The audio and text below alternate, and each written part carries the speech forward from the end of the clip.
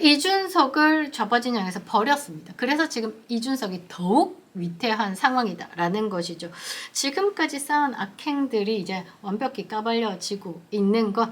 반갑습니다. 부수의 품격을 담은 정치 해석 김영윤 TV입니다. 검찰이요 국민의힘 당사를 압수수색했습니다. 강도 높게 수색을 한 듯 보이는데요. 밤잠 못 이루는 명태균 패밀리 누가 있을까요? 이준석, 홍준표, 윤상현, 김종인, 오세훈, 강원도지사 그리고 경남도지사 이름도 거론이 됐죠. 조은희 의원도 이름이 거론됐습니다. 그리고 하태경도 있지 않을까요? 한국 정치의 중심에 뜨겁게 논의되고 있는 이 여당에 대한 검찰의 압수수색이 새로운 정치적 파문을 일으킬 것으로 보입니다. 창원 의창 지역 공천 문제와 맞물려가지고요. 이 진행 중인 창원지검의 수사 단순히 절차적 조사가 아닌 여권 내 권력 다툼의 서막으로 해석되고 있습니다.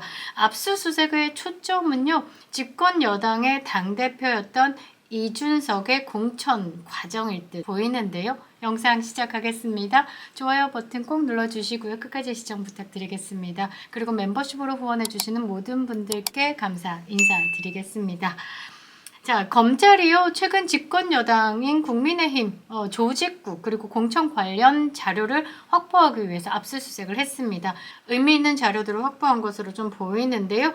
일단 검찰은 공천 과정에서 부당한 외압이나 부적절한 개입 정황을 밝히는 데 주력을 하고 있는 모양새입니다. 특히 창원 의창 지역에 공천된 김영선 전 의원과 관련된 자료들 주요 대상이죠. 여기에 관여된 명태균 씨, 이준석, 공관위원장 윤상현 주요 인물일 듯 보입니다. 여기에 재미를 살리고자 한 사람이 또 눈에 띄는데요. 한동훈에게 촥 붙은 김종인 또 다른 별의 순간을 말하고 있습니다. 이게 또 재미일 것 같은데요. 왜 김종인이 한동훈에게 붙었을까? 권력 추종자로서 딱 보아하니 이준석이 한물 같다라고 생각을 한 것이 아닐까 싶기도 한데요. 공천 과정에 대한 조사는 회의록, 여론조사 자료, 평가 자료 등을 중심으로 진행되고 있는 것으로 알고 있습니다. 여당 내에서요. 이미 대부분의 공천 자료가 그 선거가 끝나고 나면 폐기가 되었다라고 얘기를 했는데 그러면서 검찰이 실질적인 증거를 확보하기 어려울 것이다 라고 얘기를 했는데 제가 볼 때는 그 검찰이 공관위와 당대표 간의 그 사내 메시지, 주고받은 메시지에 대한 전산을 어느 정도 확보한 것이다 라고 보고 있습니다. 이것으로 검찰의 수사에 또 새로운 전환점이 될 수 있다라고 저는 분석을 하는데요. 여기에 좀 다급해진 또 A씨가 나타났습니다. 여러분들이 한번 생각해 보시면 이 A씨에 대해서 어느 정도 파악이 될 것 같은데요. 이 언론 플레이를 하고 있는 A씨와 제가 생각하는 사람이 동일 인물이 아닐까 싶기도 한데요. 이준석이 다급해진 상황 그리고 이준석이 이제 수세에 몰리는 상황에 항상 마이크를 대줬던 그쪽 좌쪽 편향된 언론에서도 이런 식으로 방송을 하기에 제가 생각할 때는 이 언론 플레이 중인 재보궐 공관위 활동과 연관된 국민의힘 핵심 관계자 A씨는 이준석으로 생각을 하고 있습니다. 자, 이 사람이 어떤 말을 했냐면요. 김영선 전 의원 공천은 공관위에서 표결 끝에 결정된 것이다. 공관위 9명이 표결을 실시한 결과 5대4로 김영선에게 공천을 주기로 결정한 것으로 들었다라면서 친밀한 모 인사가 검찰 조사 과정에서 이런 식으로 진술했다는 걸 얼추 들었다 이런 식으로 외부에 이런 내용을 발설하고 있는 거죠. 이제 언론의 흐름을 한번 바꿔보기 위해서 이게 만일에 사실이다라면 당시에 김영선 의원의 공천에 대해서 공관위 차원에서 민주적인 절차에 의해서 그러니까 표결을 했으니까 민주적인 절차에 의해서 진행이 된 거다. 그리고 김건희 여사 또는 윤석열 대통령으로 몰고 가기 위해서 민주당이 발악을 하고 있는데 외부의 입김과는 별개로 그냥 적법한 절차를 투명하게 거쳤다라는 얘기가 되기 때문에 지금 상황에 또 다른 해석이 될 수 있죠. 그럼 물타기다라고 볼 수밖에 없습니다. 이미 드러난 상황들이 꽤나 많다라는 거죠. 여러분이 한번 생각해 보세요. 재보궐 공관위 활동과 연관된 국민의힘 핵심 관계자. 핵심 관계자로 보통 A씨, 왠지 이준석이다라고 생각을 하시지 않습니까? 얼마 전에 윤한홍 의원과 녹취도 언론에 제보자 A씨로 말하면서 윤한홍 의원의 녹취를 언론에 제보를 했죠. 이것도 이준석이다라고 의심을 받고 있는 상황입니다. 명태균 씨가 11월 3일에 통화한 정치인은 이준석 뿐이고 14분 넘게 통화했다라는 것이죠. 아무튼 뭐 이런 수고도 허투루 돌아갈 것 같습니다. 검찰에서 이 공관위의 회의록을 가져갔다라고 합니다. 회의 속기록을 챙겼다라고 하니까 내용이 나오겠죠. 그리고 그때 당시에 어떤 분위기였냐면 일산에서 있던 김영선이 왜 창원에 오나? 이런 질문을 공관위 내에서도 있었다라고 합니다. 그런 공관위의 의문의 입막음조로 이제 논리를 펴냈던 내용이 뭐냐면 김영선 의원이 창원에 한 2번 정도 출마를 했었고 지역에 대해서도 잘 알고 고향도 원래 이곳이다 이러면서 그 의문에 대해서 해소를 시켰다라는 내용이 있습니다. 그리고 윤상현 위원장이 더 이상 이의 없으시면 정리하시죠. 이렇게 하면서 그 공관위 회의를 마무리 지었다라는 것을 공관위원 중에 한 사람이 또 이야기를 흘리고 있네요. 그리고 공관위원들이 신청자들 면접을 다 받고 그분들의 제출한 자료랑 별도로 당에서 한 여론조사를 갖고 종합해서 결정했다. 그러니까 이 당에서 한 여론조사가 포인트다라는 거죠. 이 여론조사에 대해서도 고민을 좀 해봅시다. 그리고 표결이 있었다. 9명 중에 5대4로 김영선이 있었다라고 얘기하지만 실제적으로는 표결이 없었다라고 합니다. 투표를 한 게 아니기 때문에 누가 반대하고 누가 찬성하고 누가 몇 대 몇 이렇게 잘라서 이야기할 수 없다. 이거는 거짓말이다라고 이야기를 한 거죠. 이게 원래 현역 의원이 지방선거에 조금 욕심을 부려서 뭐 경남도지사나 뭐 이런 좀 시장이나 이쪽으로 가는 상황이 생겨서 그 자리가 비었기 때문에 선관위가 이 해당 지역을 보궐선거 지역으로 공표를 하고 이제 선거를 치러야 되는 과정에서 경선할 시간이 없어서 거의 전략공천 지역으로 갈 수밖에 없었다라고 합니다. 아무튼 똥줄 땡긴 똥개 이준석이요 여론조사를 조작한 것을 이제 지시하는 정황들이 막 터져 나오기 시작했죠. 그래서 이 공관위원 안에서 당에서 별도로 던져진 이 여론조사 등을 종합해서 결정했다라는 것에 큰 영향을 미쳤다라고 보는 거죠. 강혜경 씨가 2022년 2월 28일에 여론조사를 지시하는 녹음을 틀었습니다. 그 부분에 대해서 또 문제가 있었고 이준석이 이기는 여론조사를 가지고 오래 이런 말을 했습니다. 그리고 녹취에서 또 명태균 씨가 뭐라고 하냐면 돈이 모자라면 소장한테 얘기해서 이게 아마 미래한국 연구소장이겠죠. 배땡땡 이땡땡 헛땡땡한테 받으면 된다라고 했습니다. 이 배땡땡 이땡땡 헛땡땡은요 지방선거 출마 예정자였고 빌려줬다라고 취지로 이야기를 했지만 또 그 중에 한 사람은 공천을 바라고 헌납한 것이다 라는 취지로 또 검찰에 이야기를 하기도 했습니다. 그리고 김영선 전 의원이 본인이 창원 의창구에 전략공천 된다라는 것을 사전에 인지한 정황이 또 녹취에 터졌죠. 2022년 5월 9일입니다.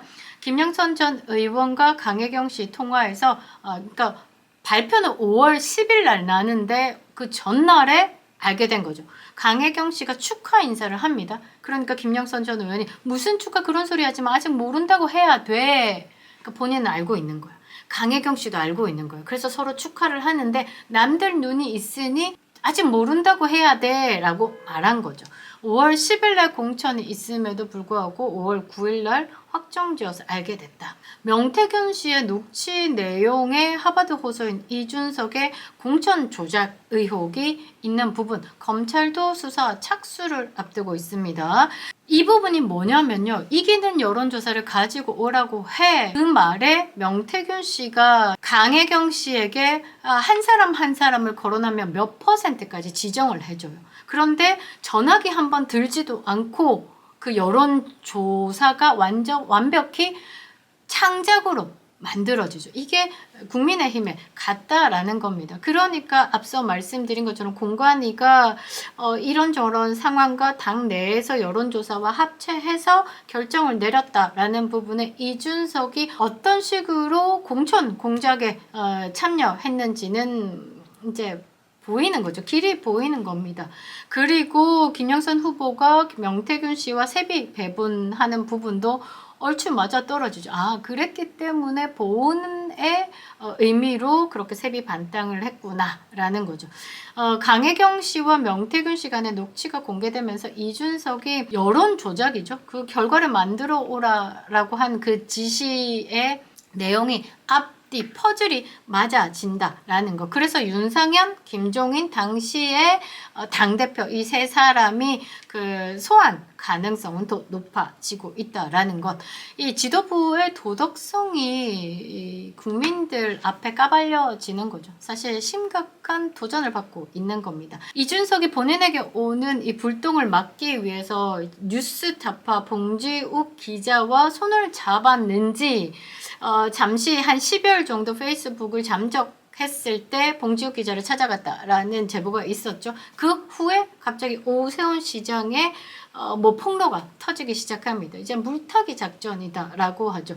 이 오세훈 시장이 명태균 씨의 여론조사를 적극 활용했다. 그것을 누군가가 대납했다. 오세훈 시장의 스폰서가 그 3,300만 원의 입금 정황 이런 것들이 막 터지기 시작합니다. 그런데 이 터지는 와중에 이준석도 벗어날 수 없는 그 끈끈함이 있다라는 거죠. 이 오세훈의 스폰서가 이준석 또한 스폰을 했다라는 것이 강혜경 씨와의 녹취에서도 나왔다라는 것이죠. 이 오세훈의 스폰서는 이준석을 당대표 이런 거 똥개보다 더하게 이 새끼 저 새끼라고 하는 거 보면 참 이준석의 가치가 얼마나 바닥인지 여러분들이 아실 수 있을 것 같은데요. 오세훈 시장도 이 의혹에 대해서 전면 부인하고 있고 명태균 씨와 2번밖에 만나지 않았다. 그리고 그의 행태를 보고 거리를 두었다라고 해명을 했는데 일단 검찰이 확보한 자료에 따르면요. 두 사람 간의 카카오톡 대화가 10차례 이상 오간 정황이 드러나면서 이 부분에 대해서는 의혹이 더욱 증폭되고 있는 상황이죠. 어찌됐든 이준석이 뉴스타파와 손을 잡고 오세훈 시장을 공격하는 정황이 포착된 만큼 그 정치의 또 검은 속내가 어떻는지도 파헤쳐볼 재미가 생겼다라는 겁니다. 이 전반적인 사건, 7불사 홍매화 사건의 시작으로 생긴 이거 이준석의 큰 그림이었습니다. 맨 처음에 김건희 여사의 공천 개입이다 라면서 빵 터뜨렸고 그것을 민주당에 투척하고 윤석열 대통령 탄핵 카드 불쏘시개를 쓰고 개헌으로 압박하면서 조기 대선으로 만들고 이재명은 사법 리스크로 이제 고개 넘기가 힘들 것 같으니 이 야권 후보로 부각돼서 이재명의 점 사건, 이재명의 총각 사칭 점 사건처럼 본인의 하버드 학력 사기를 압력으로 좀 무마시키고 권력을 잡으면 다 없어진다라는 안일한 생각으로 이 판을 짠 것 같죠. 그래서 한국의 마크롱이 되겠다, 대통령이 되겠다, 8년짜리 김종인은 뒷방 영감으로서 수렴 청정을 하겠다. 이준석과 관계된 모든 사람들이 한 자리 차지하면서 다음 대권. 그런데 이준석이 지금 오세훈을 겨냥했다라는 건 정적 제거의 성격도 있다라고 봐야 되겠죠. 그런데 이게 지금 가장 큰 문제점이 뭐냐면 이준석이 지금까지 쌓은 악행들이 임계점을 넘어버렸다라는 거죠. 좌파 진영에서도 이준석을 실드치지 않고 적극적으로 비판하고 나섰습니다. 그래서 지금 이준석이 힘들다라고 봐야 되겠죠. 사실 이준석 하면 역선택의 아이콘이었죠. 국민의힘의 당대표였지만 국민의힘에서는 이준석을 지지하거나 올려치기 하는 거 극소수 뺑꼬 지지층 그리고 이준석을 마크롱이다 한국의 마크롱이다 차기 대권 주자다라고 얘기하는 극소수 분들이 있습니다. 김종인 그 나이 때 조갑 누구도 있고 엄청 올려치기 해요. 그리고 하버드 학력 사기가 터졌을 때 CBS에서 적극적으로 하버드 학력을 말하는 그 유튜버를 비판하고 나섰습니다. 거기에 입이 대줬던 것도 진중권이죠. 아무튼 이런 식으로 하면서 이준석을 좌파진영에서 실드를 쳤었는데 이준석을 좌파진영에서 버렸습니다. 그래서 지금 이준석이 더욱 위태한 상황이다라는 것이죠. 지금까지 쌓은 악행들이 이제 완벽히 까발려지고 있는 것, 수사가 예상치 못한 증거로 통해서 이준석이 힘들어질 겁니다. 공천의 비리, 사건의 전모가 밝혀질 가능성을 배제할 수 없다라는 것이죠.